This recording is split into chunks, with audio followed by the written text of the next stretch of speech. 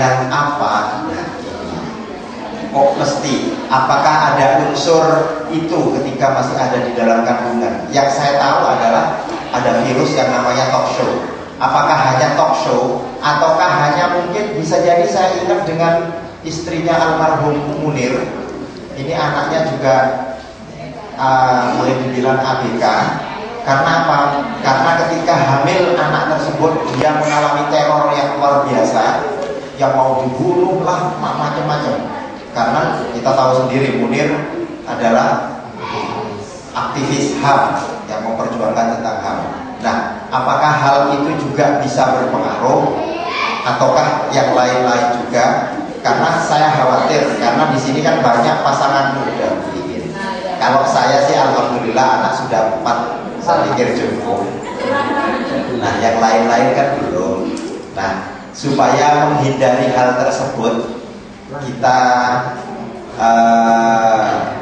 ingin anak kita tidak sampai seperti yang saya bacakan tadi. Itu seperti apa? Nah, itu pertanyaan saya pertama. Dan yang kedua, mohon teman-teman semua, guru, kepala sekolah, kemudian Bapak Ibu wali murid bisa melihat atau mendengarkan apa yang akan disampaikan oleh Bu Iin, cara menangani. Nah, itu mungkin waktu dan tempat saya silakan pada Bu Iin. Terima kasih Pak.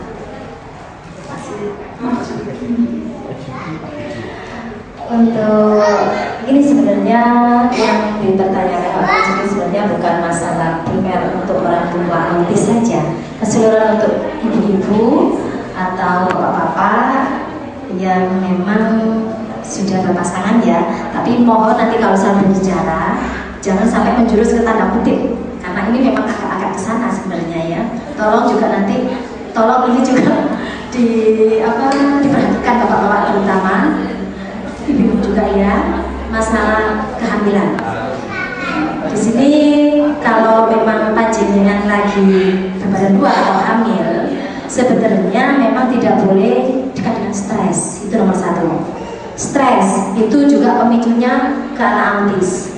Terus makanan itu nomor 1. Karena apa? Kalau kita waktu hamil dalam kondisi ngidam, mungkin konsumsi makanan yang kita pakai itu tidak mesti bagus ya. Ada kalanya macam-macam lah yang kita masukkan di perut kita. Yang penting kita merasa enak, nyaman, tidak peduli itu janin mau jadi apa, kita tidak peduli ya. Yang penting itu. Jadi makanan nomor 1, stres tolong dijauhkan. Jangan coba-coba berpikir negatif terhadap pasangan. Karena apa?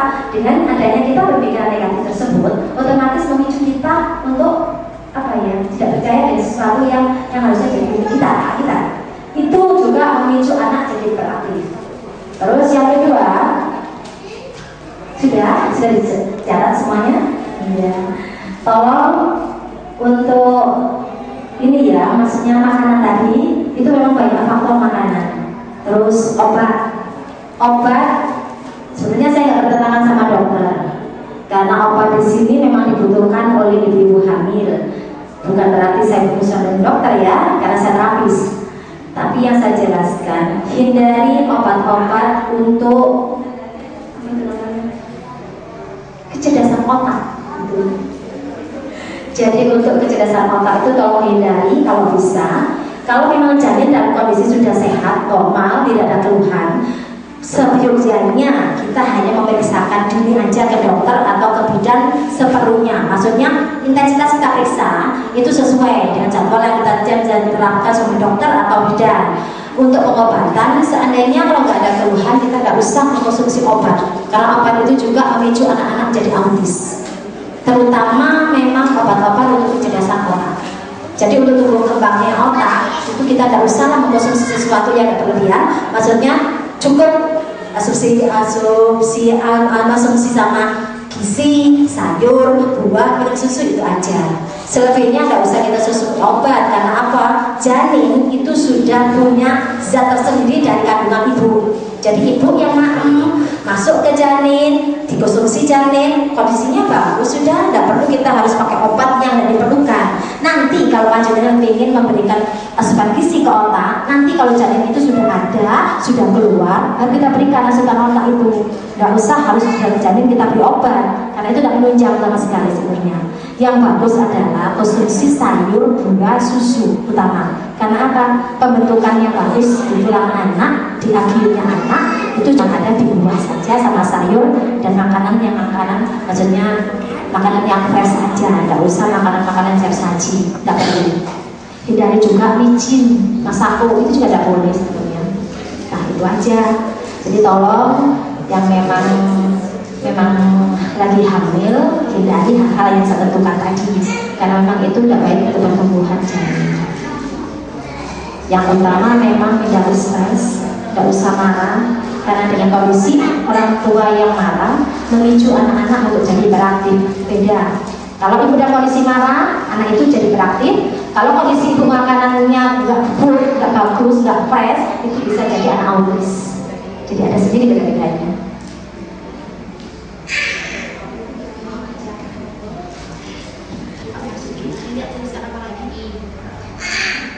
Yang tadi ada yang perlu dipertanyakan Bu, yang sudah saya jelaskan tadi untuk kehamilan. Mau ada yang tanya? Monggo. Maksudnya makanannya tidak bagus ya untuk ibu hamil. Ini kebetulan laki-laki. Hamil. Usahakan tidak makanan siap saji. Kalau makanan siap saji itu memang tidak bagus sebenarnya Bu dikonsumsi untuk ibu hamil. Ya, terutama bakso dan mie, karena mie instan itu bikin anak-anak kita jadi autis. Pokoknya kalau kita hamil terus minum, maka makanannya itu makan siap saji ya, terus kayak indomie, mie ayam dan segala macam dan teman-temannya itu memang bikin kita anaknya autis. Beda lagi kalau panjenengan ada kondisi stres tinggi, itu anaknya bisa hiperaktif. Karena memang bawaan kita hamil itu tidak sama untuk jenis autisnya. Jadi untuk makanan itu tadi coba minum air putih konsumsi yang banyak, sayur, buah, terus nasi secukupnya, dan nomor satu adalah susu. Itu aja. Sudah? Aja ada berontak. Tapi ketika emosi keinginannya tidak dituruti dia menjadi berontak, apa itu termasuk autis atau ada apa Ini berontak sehingga merusak barang kehidupannya atau mendorong meja, kemudian nangis, teriak-teriak, itu termasuk apa enggak? itu sama. Kategori autis, tapi autis hiperaktif. Jadi beda. Dan pengertiannya autis hiperaktif, autis ADHD, autis speech delay, autis low learner itu tidak sama. Hampir keseluruhan anak autis itu memiliki kecenderungan sama, hiperaktif, emosi tinggi, dan tidak fokus. Tapi ada hal tertentu yang dibawa oleh anak autis, seperti yang saya jelaskan tadi. Kalau speech delay dia ada bawaan sulit untuk berbicara, motorik halusnya kurang bagus, ya seperti yang saya jelaskan tadi. Kalau hiperaktif, memang kebiasaannya memang suka mukul, suka marah yang berlebihan. Karena memang dia punya keaktifan yang cukup tinggi. Itu untuk hiperaktif. Jadi jenisnya memang autis sebenarnya. Tapi yang jenis hiperaktif masih ada? Ya. Iya, monggo. Iya. Iya. Mahal. Iya. Iya, iya. Saya menarik keluarga DPPKA. Itu sebenarnya sejak usia berapa anak itu bisa dideteksi? Untuk mendeteksi anak autis, Iya, mungkin seperti itu. kalau untuk mendeteksi anak autis sebenarnya tahun itu juga bisa.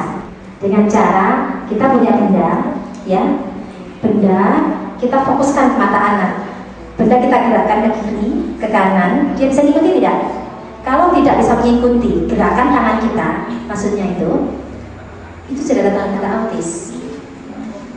Jadi sudah tidak fokus.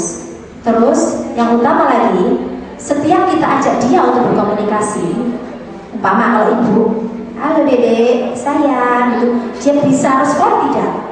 Kalau dia tidak respon, berarti sudah autis. Jadi sudah seperti itu. Terus kalau masalah seafood, sebenarnya memang ada larangan. Makanya kan sudah saya jelaskan, ada tanda larangan yang tidak boleh dikonsumsi oleh anak-anak autis, makanan terutama sama minuman. Tapi nanti saya jelaskan, itu masalah di penanganan ya. Sekarang yang di sini yang baru ditanyakan kan tadi seputar kehamilan dulu. Monggo yang mau tanya masalah kehamilannya dulu. Oke, monggo silakan Bu.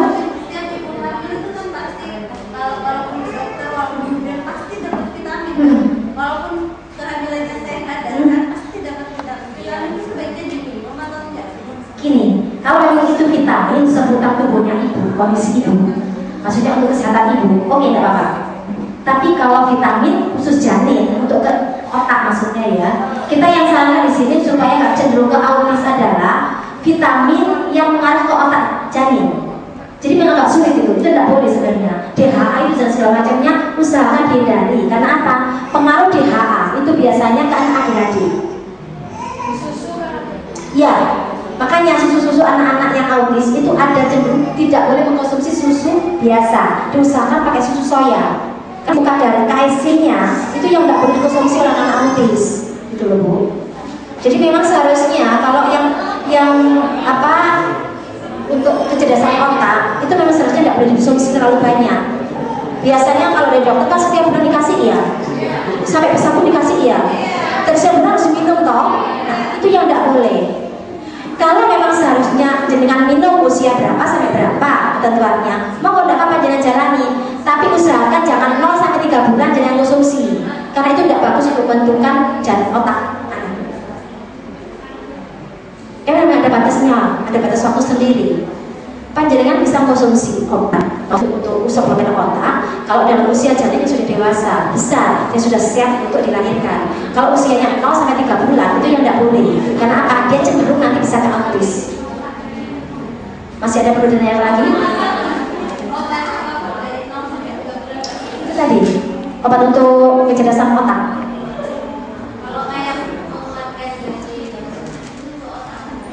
Menguat janin, emang kebanyakan kalau menguat janin itu atau menguat kandungan itu tidak bagus. Karena memang anaknya juga berakibatnya kehadiran sama.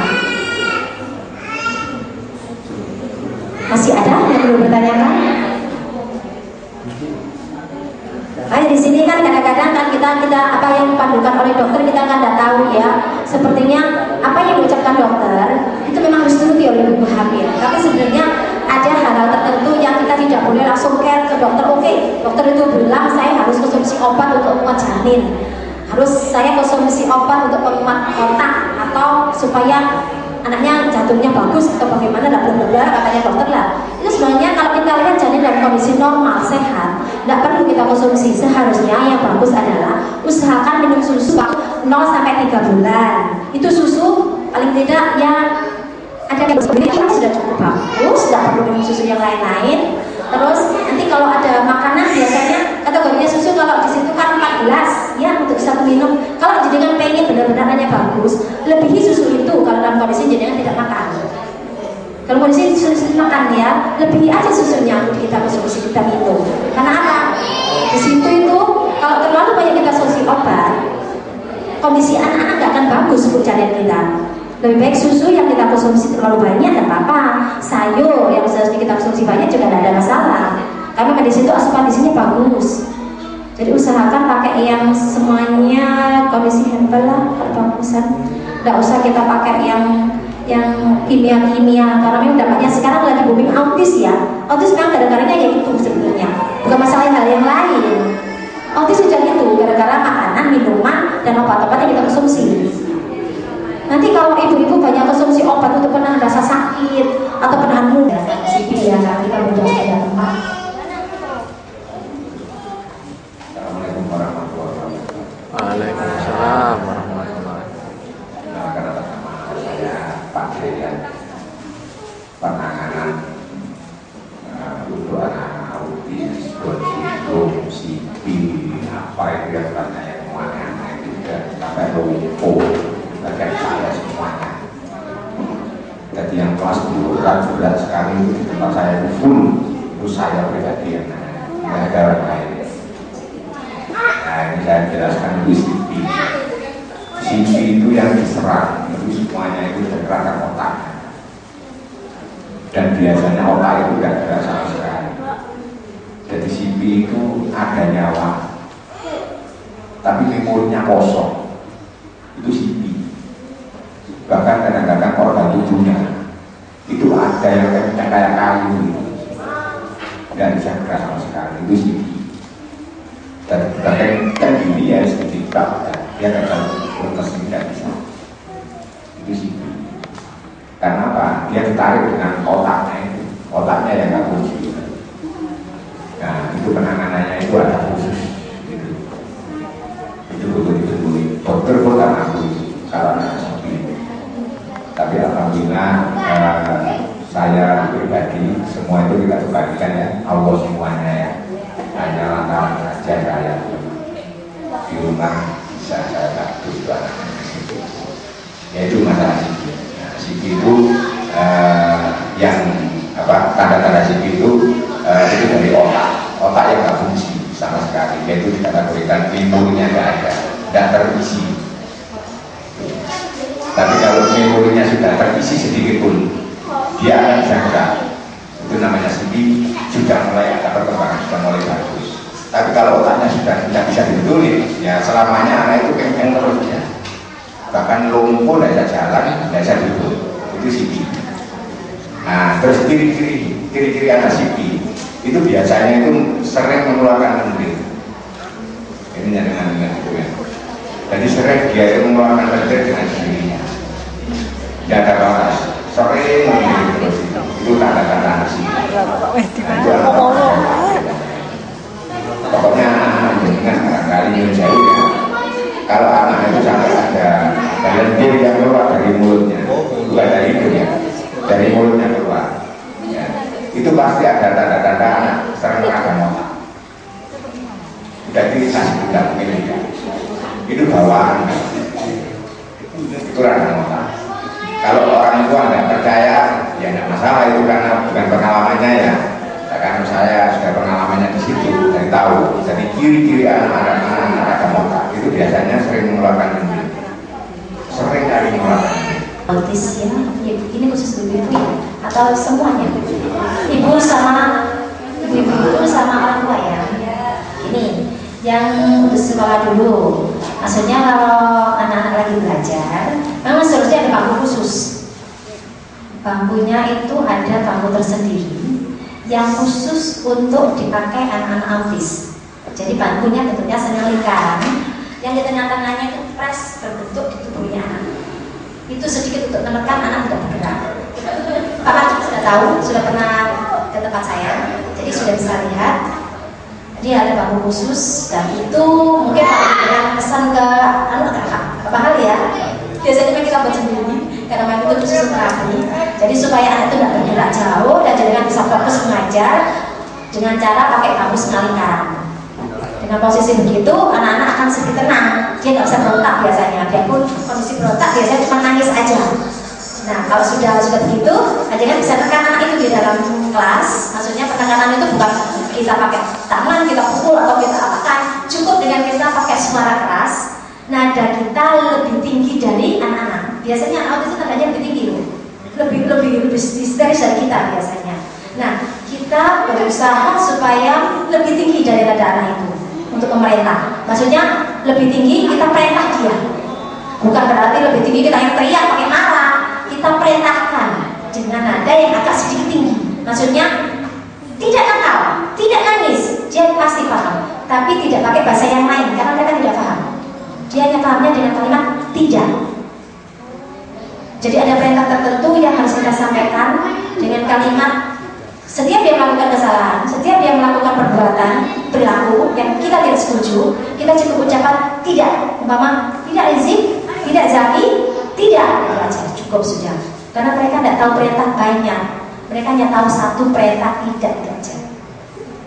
Jadi penekanan pun jangan juga pakai nada yang agak lebih tinggi. Tapi tinggi itu bukan berarti kita marah, tinggi keras, maksudnya dengan tegas kita ucapkan.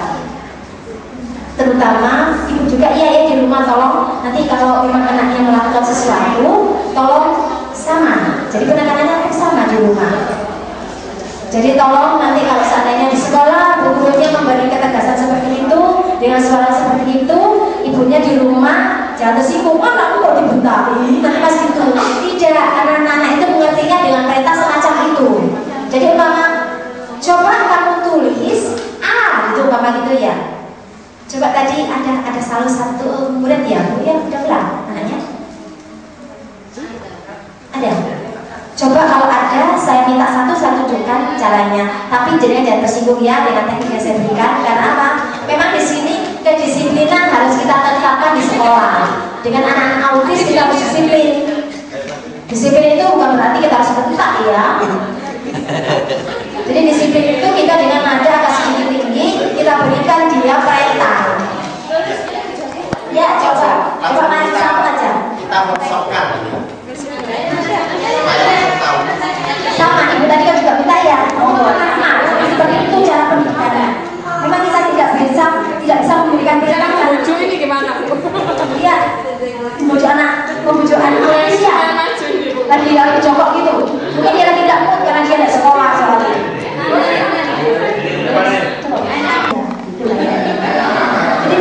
Jadi kita memang juga marah ya, bukan marah. Apa yang kita terapkan di sini adalah perintah khusus yang disampaikan pada anak-anak. Tidak kaki tidak boleh. Jadi seperti itu yang harus kita berikan. Jadi kita tidak boleh bilang, oh cek enak yo, cek begitu ya kakinya, tidak akan didengarkan. Tidak akan didengarkan oleh anak-anak. Jadi apa yang dikatakan, apa yang kita sampaikan, perintah itu jangan dilakukan. Siapa namanya? Sisil coba pandang Buin. Sisil. Iya, iya. Sisil lihat Buin, hadap ke Buin. Iya, katanya. Iya. Tatap mata Buin. Ya, dulu. Tatap matanya Buin. Tatap matanya Buin. Ya. Tatap matanya Buin. Jadi setiap dia mau natap, usahakan untuk menatap langsung ke kita. Jadi jangan begitu dia natap bingung gitu ya, jangan biarkan. Karena tidak akan ada pelajaran yang masuk dia. Usahakan dia menatap mata kita. Setiap kita memberi perintah, usahakan mata itu menatap kita. Jadi tidak bisa. Biarpun jenengan pakai teriak pun sampai tinggi, tidak mungkin anak ini menghentikan. Kalau nggak jenengan berusaha, ayo tatap mata guru gitu. Ayo dia mata yang begini, bagus. Setiap dia sudah melakukan sesuatu yang bagus, kita beri dia ucapan oke, bagus, dia nanti akan sama-sama lebih semangat. Bisa tatap mata begini? Bisa ya? Siapa namanya? Adi. Tapi fokus mata begini ya, tidak lihat sana sini. Kelas berapa? 1. Kosong ya matanya. Tatap lagi mata Buin ya. Tidak boleh ke sana-sana. Adik gurunya siapa namanya? Siapa nama gurunya? Oh nggak tahu dia tuh gimana? Bisa kita lihat tahu gurunya siapa? Nggak tahu. Guru siapa? Masa nggak tahu? Tunjukkan mukanya gurunya apa Buin? Siapa? Tunjuk. Mana gurunya? Gurunya mana? Gurunya mana? Gurunya mana? Lihat, itu banyak buku. Mana gurunya? Tidak. Kita tes memorinya dia. Mana gurunya?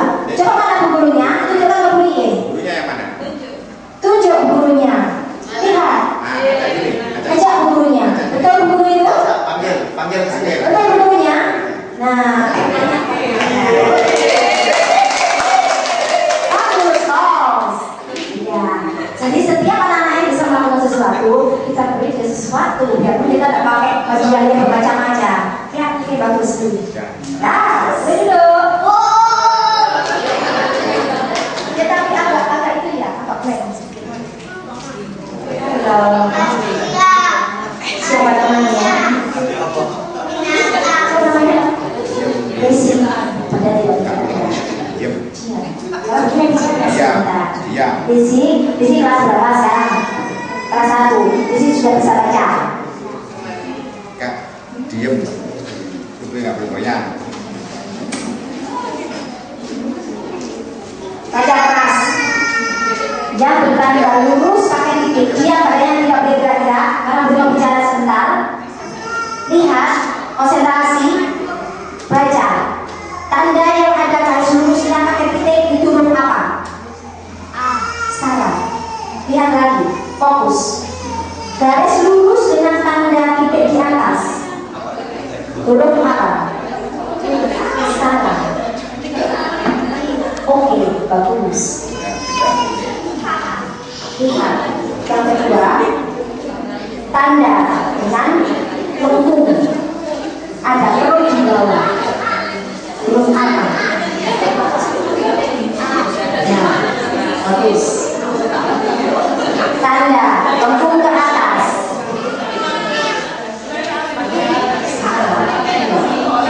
Yang mana? Coba baca. Ya, bacaannya apa itu? Tidak, salah. Tidak diurut, fokus, konsentrasi. Apa itu hurufnya? Tidak, dihafal.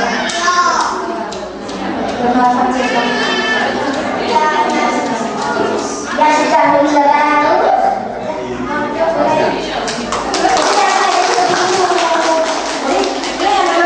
Sederhana ya Bu ya.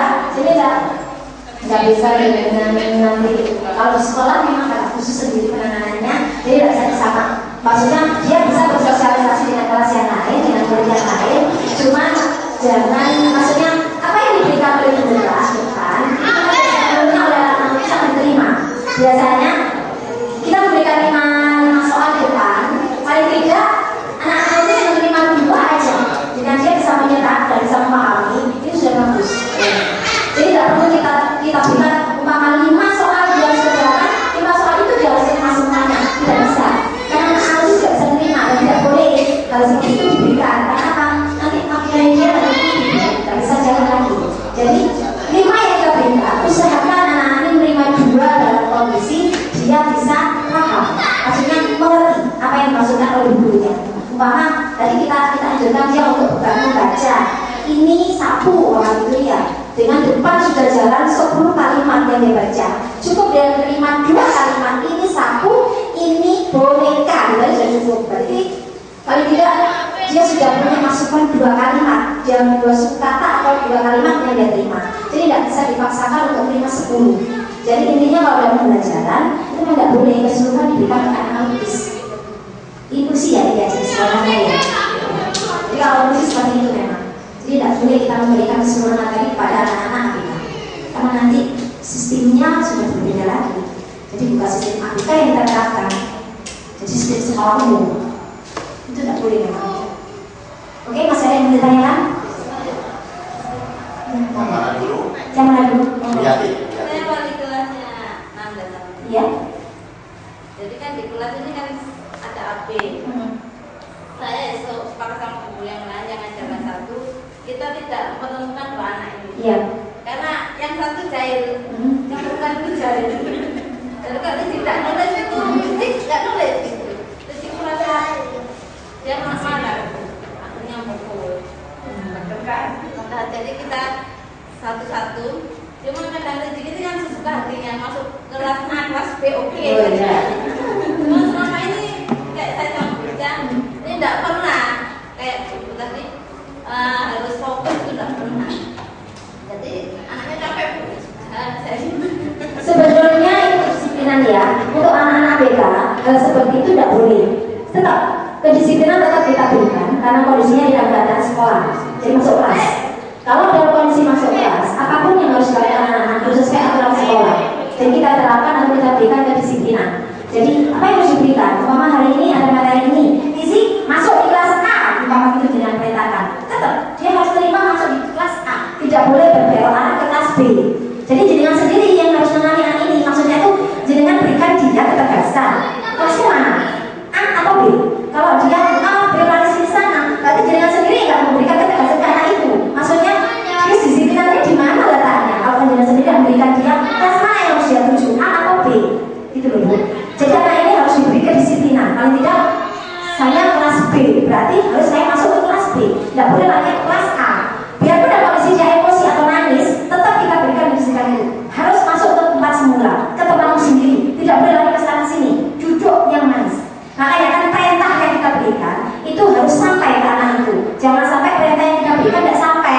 Biasanya anak-anak itu kalau cuek, jadi tak peduli. Tapi kita sebagai pendidik, sebagai guru, usahakan perintah yang kita berikan itu sampai ke anak itu. Jadi apapun yang dia kerjakan, apapun kemauannya dia, kita beri dia jalan, kita beri dia kedisiplinan itu tadi. Kamu masuk ke tempatmu, tidak boleh aja Bu. Jadi usahakan beri dia disiplinan karena anaknya kayaknya kurang disiplin sekali. Sekarang kan prinsipnya ada situnya, Bersiul ada. beberapa hari ini nggak mau, jadi sudah Pak keluar dari pintu katanya Didi. Oh jadi gurunya laki ya? Kan saya tanya kenapa Didi? Saya sukanya sama buku-buku aja. Ternyata dia punya sama guru ya. Iya, suka sama mama ya? Gak suka sama apa? Gak suka sama itu, bapak-bapak? Suka sama mama ya? Oh begitu. Nah ini kita kan jenengan kan ada kursinya sekolah di sini. Jadi saya bukan menyatakan sesuatu yang jelek pada bu guru atau membuang bapak gurunya. Tidak. Kita usahakan dalam pembelajaran itu di-rolling. Tentu saya harus bicara ke Pak Mas atau ke gurunya itu. Jadi seharusnya di-rolling. Karena anak-anak BK suka bosen. Kalau memang dia sukanya sama Pak Guru itu, monggo kita masukin Pak Gurunya. Tapi begitu dia agak mood, tidak boleh dia agak marah gitu. Aku nggak suka sama Pak Guru itu. Saya mau guru aja. Guru siapa yang dia pilih, monggo jangan masukin. Sebenarnya memang nggak boleh guru berkaki-kaki sudah boleh sebenarnya. Karena apa? Dia nanti nggak bisa fokus lagi bahkan hancur konsentrasinya. Tapi kalau kemauannya anaknya seperti itu, sebentar kita ikuti dulu. Sampai di mana? Tapi kita harus dia seperti apa ya, sedikit keras ya. Oke, kamu sama guru. Tapi besok kamu harus tetap dengan Pak siapa itu tadi yang disebutkan.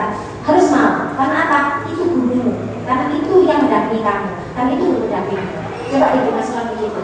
Kalau tidak tetap kita kenalkan Pak gurunya, dia yang mengawasi dia, bukan panjenengan atau bukan gurunya lain.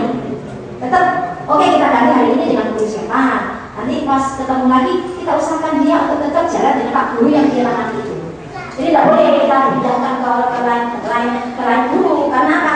Takutnya konsentrasi dia tidak capek. Konsentrasi itu yang ubah. Hukuman. Sebenarnya hukuman bukan harus diberikan ke anak-anak ya Bu ya. Kita ajak dia berdiri gitu atau diajak, pakai benang telinga kaki angkat satu. Tidak, sebenarnya tidak boleh. Hukuman itu cukup kita jangan mengurung dia di meja, dia bisa kemana-mana, dan kita biarkan dia dengan kondisi pakai pembelajaran MKB, pakai benang. Nanti kan dia bosan. Begitu dia bosan, baru kita dimasukkan. Mau seperti ini atau mau dengan Pak Guru? Karena memang anak-anak ini tidak ngerti Bu. Tahunya dia siapa guru pembimbing, siapa guru binamu. Tapi begitu dia bosan, dia pengen cari guru yang lain. Memang intinya anak ini suka bosanan ya. Dia suka ganti guru biasanya. Tapi kita tidak boleh karena apa? Takutnya konsentrasinya dia tidak bagus, jadi tetap kalau dia memiliki guru pantulan atau pembina, tetap itu yang dipakai. Usahakan tidak berganti-ganti orang. Dan biasanya itu kan berjalan agak lama. Begitu dia mulai naik ke kelas 4 atau level baru dia akan ada perubahan guru lagi nanti. Sudah? Ada lagi pertanyaan? Iya. Iya. Pada kita harus konsentrasi. Nah, butuh berapa jam misalnya kita untuk mengkondisikan anak itu kan harusnya ada kebebasan mana dia harus bermain, setelah kita mencapai target atau gimana? Gini, untuk mengajari anak ABK kita nggak bisa membuka jam ya Bu ya, karena anak ABK itu daya tangkapnya, penerimaan materi itu nggak semudah seperti anak-anak normal. Anak ABK itu biasanya memang waktu yang diberikan cuma 2 jam setengah. Kalau untuk TK itu nggak bisa. Jadi terlalu banyak waktu 2 jam setengah itu untuk TK. Karena apa? Di TK itu kan masih intinya dengan bermain dan belajar. Jadi balik bermainnya dan belajar ya biasanya. Anak itu harus fokus dulu. Fokusnya kemana? Kalau hari ini panjenengan memberikan konsentrasi atau fokus kepada benda, maksudnya benda apa dulu yang harus dihafal? Umpama bentuk ini dulu, bentuk pola dulu, atau bentuk simetris dulu, harus dihafalkan itu. Besok dengan lagi, besoknya harus dengan ulang lagi. Itu cara penanganannya. Jadi tidak bisa langsung hari ini dengan berikan pola ini, hari itu dengan ganti lagi besoknya, karena anak tidak akan mampu. Ketika misal ya untuk geometri hari ini ya soal geometri dia sudah bisa menjawab. Nah setelah itu apakah kita memberikan dia untuk membebaskan bermain biasanya kalau sudah mencapai itu kita sudah jangan kita beri batasan dia waktu mau bermain. Jadi kan bisa kasih waktu sengaja untuk bermain. Oke, jadi kasih permainan dari apa di situ ya. Kalau dia lari-larian, biarkan aja sebentar. Karena dia biar kayak dulu. Setelah itu nanti jam kita tentukan. Setengah jam, masuk. Siapa namanya? Masuk. Masuk. Nanti kalau bilang, ini tak masuk, nggak akan diterima. Masuk. Tempat duduk cari sendiri. Cari tempat duduk sendiri. Nanti kan dia akan cari tempat karena apa? Kita sudah berdiri berdiskusinya, sudah kita menjawab. Maksudnya kalau dia lagi di luar istirahat, kita perintahkan dia untuk masuk. Nah, perintah ini yang harus kita sampaikan karena itu dengan teknik yang saya berikan tadi. Masuk, cari tempat duduk. Jadi tunjukkan, itu dia masuk kita tunjukkan. Masuk, cari tempat duduk. Dan tempat duduknya kita tunjukkan. Ini tempat duduk. Kamu duduk situ. Duduk tenang. Biarkan dia selama 10 menit dulu sampai dia tenang, benar.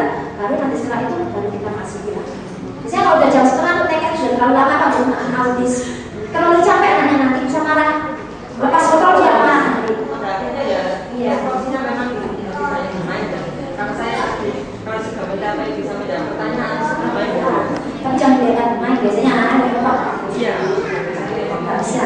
Jadi harus ada waktu yang kita tentukan. Setengah jam setelah itu harus dikerjakan bisa jalan. Masih ada lagi pertanyaan?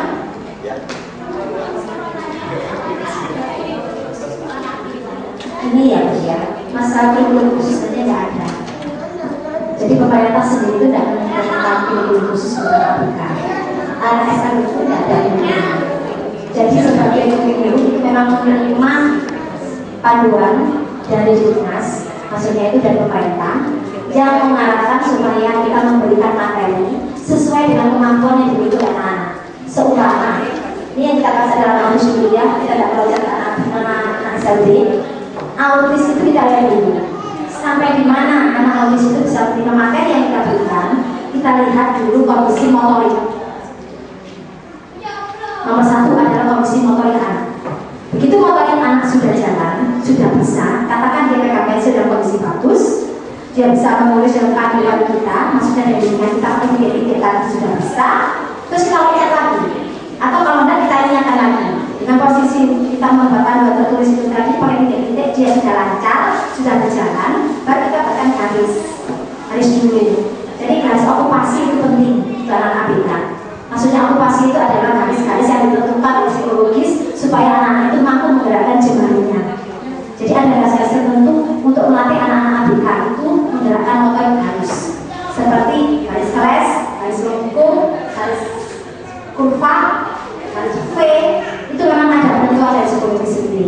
Jadi sebenarnya untuk materi tidak ada. Itu tergantung dari guru masing-masing.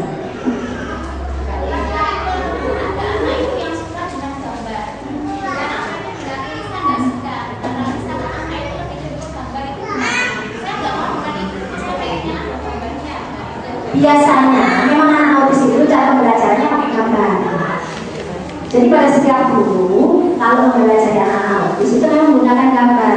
Umpama kita buatkan dia gambar, dia akan mencontoh, atau kita buatkan gambar yang posisi dia mengenali angka, mengenali huruf. Biasanya hampir seperti itu anak autis itu. Jadi anak autis tidak bisa menulis tanpa ada gambar, karena gambar itu bimbingan dia untuk mengetahui apa sih tulisan ini itu apa, itu apa.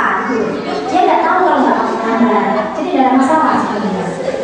Sekarang yang kita lihat usianya berapa? Kalau usianya dia masih di bawah 5 tahun, maksudnya ya TKA, TKB, tidak ada masalah dia mewarnai atau menggambar, karena itu imajinasinya anak ya. Jadi kita tidak membatasi. Jadi biarkan dia mewarnai sesuatunya. Kalau memang sebelum dia belajar hari ini harus mewarnai dulu bu guru, gitu. Oke, monggo. Karena apa? Memang itu awal kita mempelajari anak autis. Tapi salah satu anak autis juga masuk, duduk, kita terapkan semua aturan-aturan itu tidak bisa. Jadi harus menerima dulu. Aku maunya mewarnai dulu, gitu biasanya. Oke, kalau dia maunya mewarnai dulu, kita berikan dia warna. Oke. Iya, kita ikuti dulu. Tapi begitu kita selesai mengikuti anak itu, kita berikan dia perintah, kita berikan dia berapa. Jadi kita tidak boleh lena sama anak autis, nggak bisa kita nanti yang suruh, gitu. Biasanya gitu anak autis bu. Jadi kita lena. Dia mungkin sesi kedua kita lagi, saya mau main ini, gitu. Akhirnya tidak jadi dari pelajaran. Jadi kita jangan sampai terlena sama anak autis, karena anak autis itu banyak seperti itu. Itu dia diikutin, dia akan minta lagi. Itu kita tidak bisa mengendalikan, kita yang kalah nanti. Bukan kita kalah dalam posisi jadi guru, kok kalah sana ya aku tidak kalah, berarti perintah kita yang jalan ke sana. Jadi dia maunya sendiri. Itu yang tidak boleh, karena anak itu kita membayangkan suka-sukanya dia, suka-suka dia biasanya. Kalau anak SD itu maksudnya berapa jam untuk anak yang Anak SD biasanya kalau untuk autis ya Bu ya, biasanya memang durasinya sama, hampir 2 jam dia harus istirahat. Paling tidak setidaknya setengah 3/4 lah, hampir 1 jam dia istirahat dalam kondisi biarkan dia bebas rileks. Setelah itu masuk 1 jam. Jadi tidak boleh anak autis itu didulukan. Kalau pun sampai jam 12 dia bisa kalah, dia bisa emosi. Dan cuma materi yang kita masukkan pun tidak akan jalan. Untuk TK pun tidak boleh jalan 2 jam, karena kalau 2 jam terlalu lama, anak itu bisa bosan. Nanti bisa loncat naik di meja, itu istilahnya. Nanti kalau sudah naik ke meja, jangan bisa mengendalikan. Sudah teriak-teriak naik ke meja, loncat-loncat jangan malah yang gitu. Lebih baik bisa lama-lama belajar. Yang penting dari materi yang kita sampaikan itu sampai dia ngerti, dia paham, cukup. Tidak perlu lama-lama. Oke? Ya, karena ada gambar dan bergerak. Ya fokus memang bagus. Tapi begitu kita coba sengaja untuk memakai dan pelajaran, di situ kan ada apa-apanya, cuma ada buku dan tulisan, bosan dia. Makanya begitu ada bergerak, ya anak fokus konsentrasi. Tapi begitu dia dikasih ke buku, nggak akan ada. Dia fokus itu, paling yang ada cuma tengok kiri, tengok kanan. Bosan mah, jalan mah, lari mah, yang pasti lari dia, akan mau dulu lama. Nah, untuk penekanan belajar, memang biasanya kita usahakan pakai gambar. Dengan gambar, otomatis anak itu akan mau belajar. Apapun itu, tidak peduli dalam kondisi dia sudah SMP, masih SD atau TK, semuanya harus bergambar kalau autis itu. Jadi pemahaman gambar itu lebih baik, lebih mudah dipahami oleh anak-anak autis. Masih ada yang perlu ditanyakan lagi? Ya?